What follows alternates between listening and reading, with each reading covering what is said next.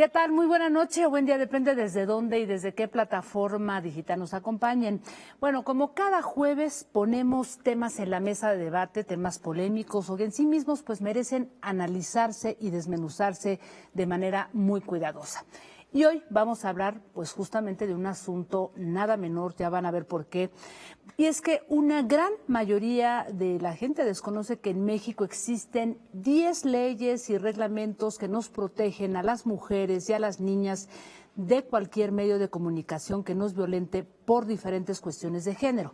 Esto sin contar las leyes y convenios a nivel internacional. Entonces, ¿por qué ningún medio informativo, impreso, televisivo, digital ha sido sancionado? Porque razones sobran. Ya parece que se ha normalizado ver en las primeras planas impresas o digitales lo mismo una fotografía del caso de un feminicidio al lado de una marcha feminista o de una imagen sexual de una mujer. En fin, que de este tema que merece ser hablado pues con mucha reflexión, hemos invitado a dos destacadas periodistas que han trabajado mucho el tema y forman parte del equipo que elaboró un manual urgente para periodistas, cómo tratar y reportear casos de violencia de género, una investigación muy detallada en la que está involucrada ONU Mujeres y otras instituciones también del gobierno federal. Así es que doy la bienvenida a Cristina Salmerón, quien es la creadora de este manual. ¿Cómo estás, Cristina? Bienvenida. Hola, Jacaranda, ¿cómo estás? ¿Cómo están todos? Gracias por estar aquí. Lidiet Carrión, quien es coautora, muchísimas gracias por estar aquí de nueva cuenta, Lidiet. Hola, muchas gracias por la invitación. Hola, Cris. Bien, pues déjame empezar contigo, Cristina, para que nos pongas en contexto de qué va este manual, cuál es su contenido. Pues el manual fue hecho como urgente, de hecho recalcamos mucho esa palabra en el título porque creemos que hay un problema muy visible ya en los medios de comunicación que tenemos que parar de cómo estamos reproduciendo la violencia, ¿no? Que no solamente es que exista, sino cómo la estamos agrandando o masificando por medio de en los diferentes medios de comunicación. Y pues este manual tiene varios apartados. El primero es como una introducción de por qué lo hicimos. Es un manual hecho por periodistas para periodistas, ¿no? No es una parte académica que nunca está en contacto con la realidad, sino somos periodistas los que estamos diciendo cómo hemos visto esta realidad y cómo necesitamos cambiarla. Con ejemplos muy claros, con ejemplos reales. Tienen ahí las ligas donde los pueden encontrar ahora mismo en internet, o les ponemos las planas de los periódicos donde vimos este tipo de violaciones a los derechos humanos. Otro apartado que son 7 casos emblemáticos de violencia contra las mujeres y como qué leyes se están rompiendo. Antes de esto, perdón, en la introducción, después de la introducción viene un apartado que es lo que tú hablabas, Jacaranda, que es las leyes que se irrumpen al publicar estos contenidos violentos contra las mujeres, ¿no? ¿Cuáles son todas esas leyes nacionales y tratados internacionales que existen para proteger, pero que simplemente no están sirviendo porque no hay un aparato que los regule? O sea, es más difícil que te multen por decir una grosería, una palabra altisonante, por decirlo así, que por poner una mujer descuartizada en una primera plana, ¿no? Después hablamos también no solamente de las malas prácticas, sino de las buenas prácticas, o sea, decimos que está mal, pero también cómo hacerlo de forma más pues sí, acompañada, más cariñosa, más profesional hacia las familias y hacia las víctimas. Y después hablamos los recursos gráficos, ¿no? Porque el periodismo no solamente son palabras o son letras, son también recursos gráficos, fotografías, ilustraciones, videos, cómo llevar todo esto, porque tampoco sabemos cómo llevarlo, y al final un directorio de todas las instituciones a nivel nacional, internacional y por estados que pueden recurrir para tratar estos casos de violencia contra las mujeres. Así es. Lidiet, ¿por qué un manual escrito por periodistas para decirle a periodistas cómo deben de abordar la violencia de género? ¿Por qué era tan importante? Bueno, un poquito antes que eso me gustaría platicar un poco cómo fue esto. Carla Casillas y Cristina me invitaron a mí primero como a colaborar y dar una asesoría. Entonces la idea era, y bueno, como resultado de eso y también a partir de digamos, una discusión muy completa, o sea, con expertas también en otras áreas, ¿no? En derecho, pues fue como se fue creando y se fue armando este manual. la autora principal, la que puso todo en orden, es Cristina, precisamente, ¿no? Pues la idea Claro, era un porque son poco... 4, ¿no? O sea, es Cristina, luego Carla Casillas, que es la editora, estás tú, y hay alguien más, otra colega, ¿no?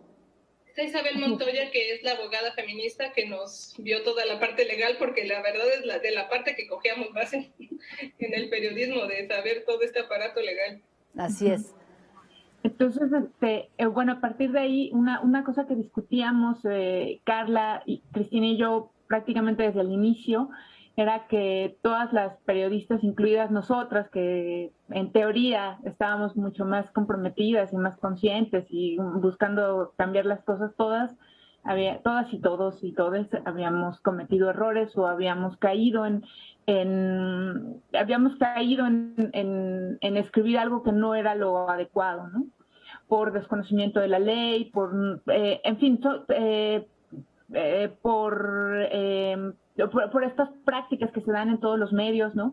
Que de repente es muy difícil zafarse y tener un momento para reflexionar. Entonces, la idea del manual era sobre todo hacerlo muy práctico, hacerlo muy fácilmente consultable para todas y todos nuestros colegas, para no desde un pedestal de, nosotros, ustedes todo lo hacen mal, sino desde entender de manera muy profunda cómo se hace el periodismo en México, ¿no? Además es un periodismo de distintos niveles, de distintas calidades, en distintas condiciones, con distintos insumos, en fin, ¿no? Y hacerlo muy sencillo, muy amigable, para prevenir y cambiar, de alguna manera colaborar a cambiar la práctica del periodismo en México. Así es. Que una de las cosas que a mí me impresionaron muchísimo, lo decíamos al inicio, son estas 10 leyes, junto con algunos reglamentos, más otras a nivel internacional que existen en México, Cristina, para poder, digamos que, sancionar a cualquier medio que difunda una imagen inconveniente que atente contra la integridad, la identidad de mujeres y de niñas. ¿Por qué no se castiga? ¿Por qué no se ha sancionado? Porque ahora vamos a desmenuzar algunos de los casos emblemáticos que ustedes... Tenemos tantas leyes, no pasa nada y además hay un desconocimiento, como ustedes bien lo dicen, por parte de la mayoría de los periodistas y de los medios en sí mismos, ¿no? Pues son 3 razones principales. La primera es lo que tú decías, el desconocimiento de la ley. Desde los medios de comunicación no sabemos que no podemos hacer eso, que no podemos publicar imágenes de... Bueno, eso ya está un poco más conocido, ¿no? Que no podemos poner rostros de personas menores de edad, que tenemos que protegerlas, que no podemos revelar sus nombres, salvo si están bajo una alerta Amber, que ahí sí porque se justifica, porque se está buscando, pero pues que no podemos también poner fotografías de una persona que está imputada de tal o que está llevando un proceso legal, tampoco se puede poner, de las víctimas tampoco. Entonces, una cosa es los medios que no sabemos que eso está mal, ¿no? No nos lo enseñan ni en la escuela, ni los mismos, ni ya trabajando, tampoco lo sabemos, desconocemos totalmente. Otra es también que las personas que son víctimas de estos, pues sí, o sea, de que ven a su familiar en un medio de comunicación o de las fotos circulando por redes sociales, no saben que hay leyes que les protegen. Y otra es que las autoridades no cumplen con estas leyes. Entonces, es como un problema cíclico que por todos lados hay desconocimiento y tampoco hay una instrumentación eficaz, porque no se sabe que el gobierno no está sancionando a los medios de comunicación, pues entonces los medios lo siguen haciendo. O las multas no están como muy generalizadas, ¿no? Lo que decían, en radio y televisión está muy conocido que no pueden decir groserías porque entonces los multan. Y las multas luego tampoco son muy altas, algunas son de 3,000 pesos y pues entonces lo pagan y listo, no pasa nada. Pero no hemos sabido de un medio de comunicación que por publicar, como el caso de Ingrid Escamilla, que por publicar el cadáver de una mujer desollada, te tiren el medio de comunicación o te castiguen sin publicarlo una semana. O sea, eso no ha ocurrido y no se ve que vaya a ocurrir porque una cosa son las leyes y otra forma es cómo se llevan a cabo. Entre instrumentación de esa ley y la impunidad, pues hay un vacío en el que nos hemos dejado llevar y publicar este tipo de contenido sin una pausa, sin un freno. Así es. Lidiet, en la segunda parte de este manual, justamente ustedes analizan casos emblemáticos, el de Ingrid Escamilla es uno de ellos, pero bueno, pues también está Marilena Ríos, la saxofonista, está el caso de Lesbi, Berlín, en fin, hay varios casos, pero déjame empezar con el de Ingrid Escamilla, porque a todas luces, pues yo creo que es paradigmático y también entiendo que es un caso en el que sí se tomaron cartas en el asunto y se intentaron sancionar o usar estas leyes para demandar a algunos medios de comunicación y no ha procedido en nada. Cuéntanos exactamente qué fue lo que pasó en este caso, el de Ingrid Escamilla. Bueno, sí, es un poco lo que está narrando Cris. Creo que hay un tema, a ver, yo quisiera agregar un poco a lo que estaba comentando Cristina. Nosotros del lado de la prensa no sabemos, ¿no? O sea, no nos enseñan, como dicen, no nos enseñan en la escuela. Las condiciones, por ejemplo, de trabajo de los reporteros, insisto, en México son muy diversas. Entonces, bueno, sí hay reporteros que ganan muchísimo y que no tienen perdón de Dios. También hay muchos reporteros que ganan 3 pesos, ¿no? Así y es. no hay una posibilidad como muy profunda de tener una actualización y una capacitación serias, ¿no? Porque, o sea, hay un sistema que funciona así, que ha propiciado que la prensa en México sea de calidad en términos generales, muy bajo o de calidad muy dispar. Obviamente hay trabajos periodísticos espectaculares, ¿no? O sea, pero no, digamos, no es la generalidad en nuestro territorio, ¿no? Con estos 120 y tantos millones de personas. Entonces, por un lado, la prensa no sabe muy bien qué hacer con eso. Esto mismo ha generado también que haya un público que también está como muy acostumbrado a recibir esta información muy violenta, ¿no? Muy agresiva, y que de repente pareciera se normalice y que se piense que eso es la información de interés público que debemos tener, ¿no? Pero además hay otro tema, ¿no? Las autoridades, y en este caso las autoridades judiciales, los ministerios públicos, el policía que llega a escena, tampoco sabe que está en la ley. No solo a nivel de qué debe hacer, cuál es su responsabilidad como servidor público, como ministerio público, como perito, sino también hay una permisividad muy fuerte con respecto a qué filtra la prensa. Hay una relación también muy extraña, ¿no? Sobre todo, o sea, que sea muy clara en la fuente judicial, pero que se repite también en otro tipo de fuentes, ¿no? Entonces eso genera que haya una impunidad muy, muy grande, ¿no? Yo estoy segura de que por ejemplo, muchas de las familias de víctimas que han estado esto no tienen las herramientas ni el conocimiento para, por ejemplo, para hacer una demanda. Pero tampoco las jueces, los ministerios que llevan las investigaciones, y entonces sí queda en profunda impunidad. Pero lo que es grave de esto es que, y eso sí está súper comprobado, y por eso era importante recalcar el tema de un manual urgente, ¿no? Es que la violencia en la prensa, de la cobertura de esta manera de la violencia, lo que genera es que también reproduce más violencia, ¿no? O sea, eso está muy comprobado, por ejemplo, cada vez que se da, y ahorita mencionabas también, por ejemplo, el caso del caso de Elena Ríos, ¿no? Ah, de Elena. Sí, cada vez que se narra con lujo de violencia, con lujo de detalle, este tipo de cosas en la prensa, se dan réplicas. Por ejemplo, a mí me ha tocado estar en reuniones de periodistas de América Latina y dicen, híjole, es que es un poco como el caso, por ejemplo, de la cobertura de suicidios, ¿no? O sea, cómo dices las cosas puede generar una epidemia, ¿no? Entonces, y esa discusión no se ha llevado de manera pública, madura y contundente en la prensa mexicana con respecto a la responsabilidad que tenemos sobre la violencia contra las mujeres que existe en este momento. Y, o sea, tenemos una verdadera epidemia en México de la violencia feminicida, ¿no? Bien, pues miren, déjenme hacer una pausa porque acabas de poner justamente el dedo en la llaga, querida Lidiet Carrión, porque sí, justamente y a todas luces la perpetuación de una violencia, ¿no?, en el espacio físico, reproducida en la prensa y en todas las instancias que de alguna manera pues tampoco están preparadas para ello, pues generan una suerte de réplicas, que eso es lo que quisiera conversar regresando de esa brevísima pausa. Así es que no se vayan, regresamos aquí a Debate 22.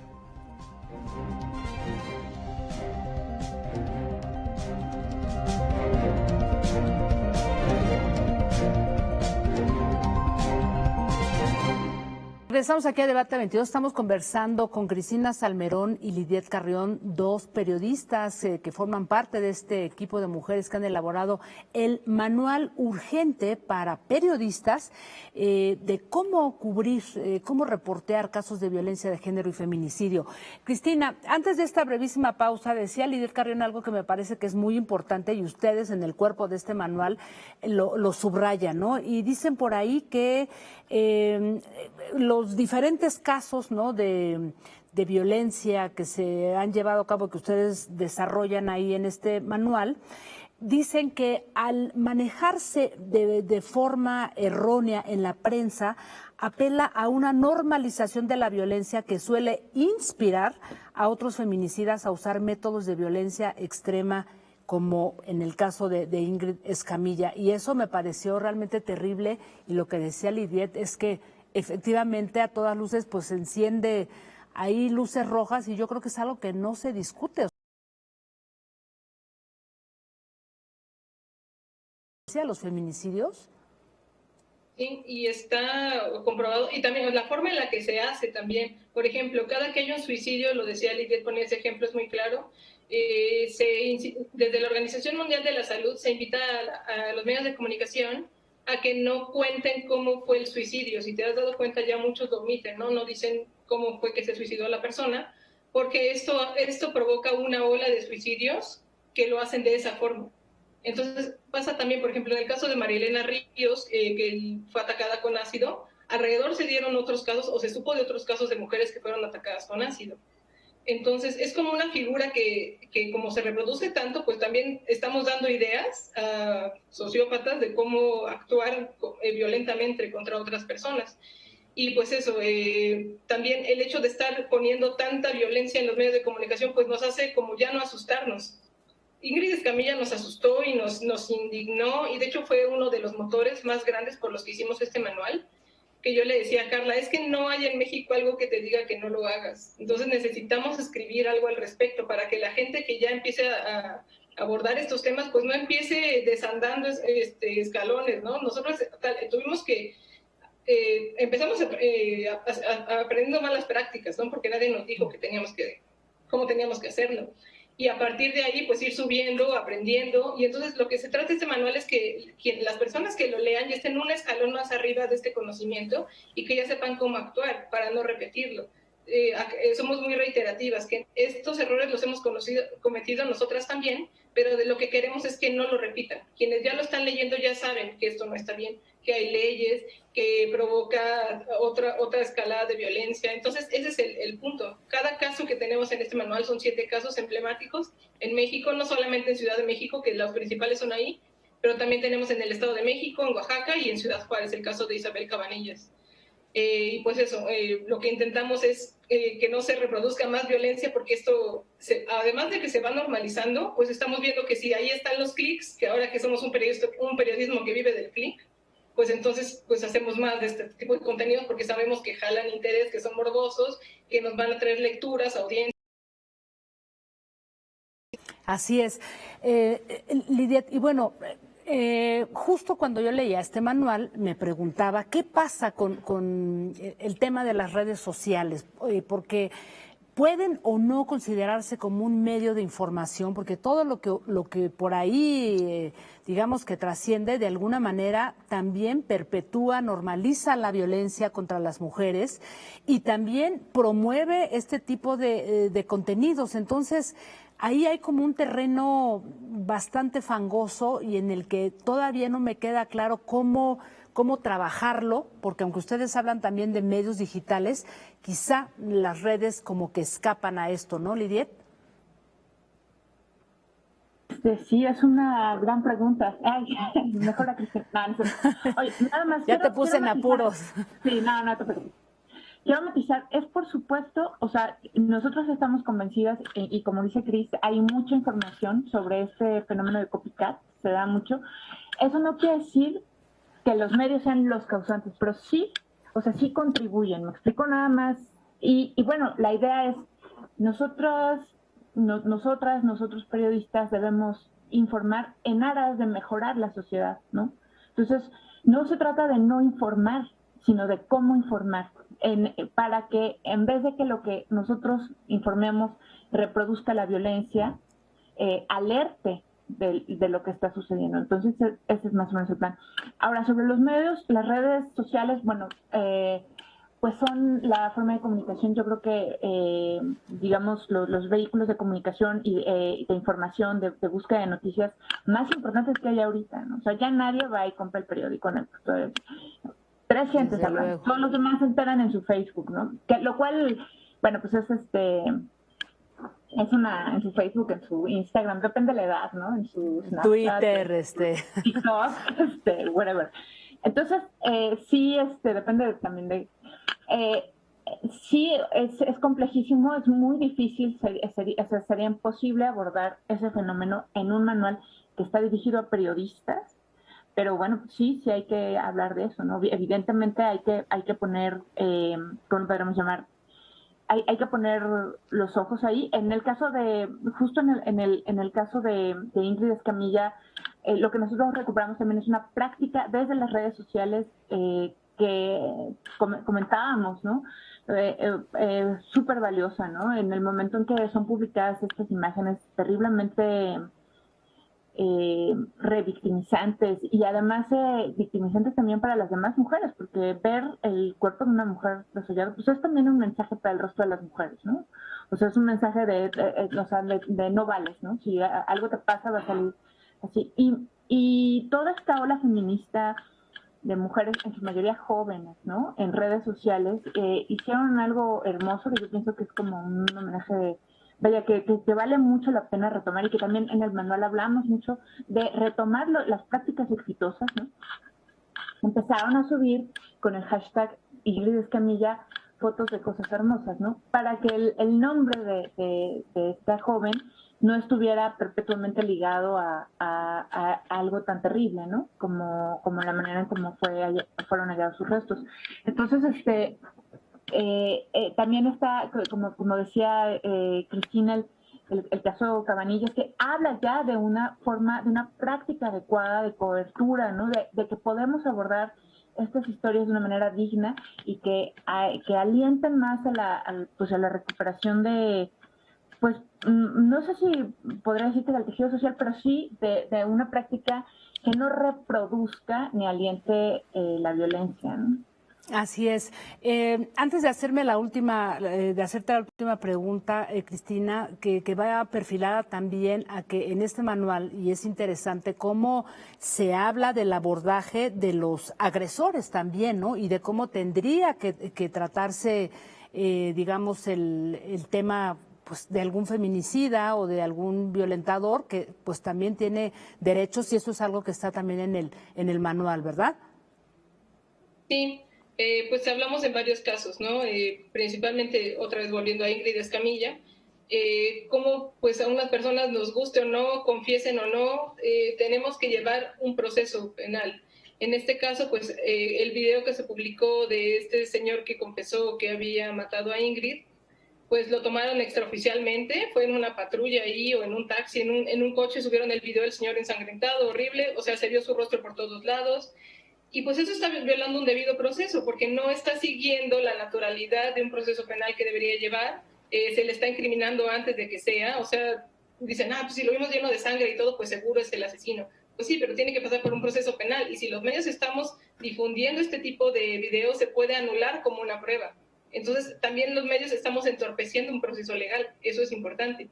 Y otra, pues que lo que decía Lidia, ¿no? Que es sumamente violento también estar viendo este tipo de imágenes, y pues nos guste o no, son personas que tienen derechos humanos y que tienen derecho también a guardar una identidad, porque ha habido algunos casos donde toman a una persona que no fue. Entonces también se le puede estar perjudicando la vida a alguien que no tuvo que ver, ¿no? Que fue alguien que pusieron ahí o no sé, o sea, puede haber una variedad de casos muy distintos, pero lo que tenemos que hacer los medios es resguardar las identidades tanto de las víctimas como de victimarios y pues seguir el proceso que marca la ley, porque los medios también estamos ceñidos a ese instrumento legal como lo marcamos en el apartado 2. Así es, solamente recuérdame dónde puede consultar nuestro público este manual que está en la página de ONU Mujeres, o hay algún vínculo, un link específico.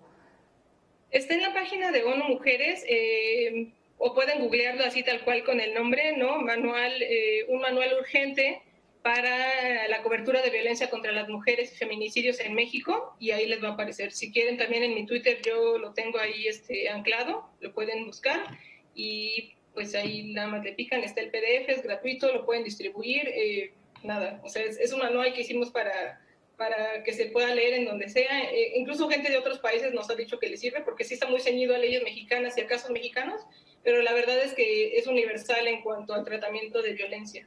Así es. Pues quiero felicitarlas, de verdad, este gran equipo que, como decía hace un instante, bueno, hay comandado a nivel editorial por Carla Casillas, y pues a leerlo, la verdad, y a difundirlo, porque sin duda es una investigación muy completa. Y de nuevo, pues gracias por estar aquí con nosotras, Lidiet, Cristina. Hasta pronto. Gracias por la invitación. Al contrario, gracias a todas y a todos por habernos acompañado aquí en Debate 22. Nos vemos el próximo jueves. Recuerden que este programa se queda en YouTube en la cuenta de N22 Digital. Nos vemos el próximo jueves.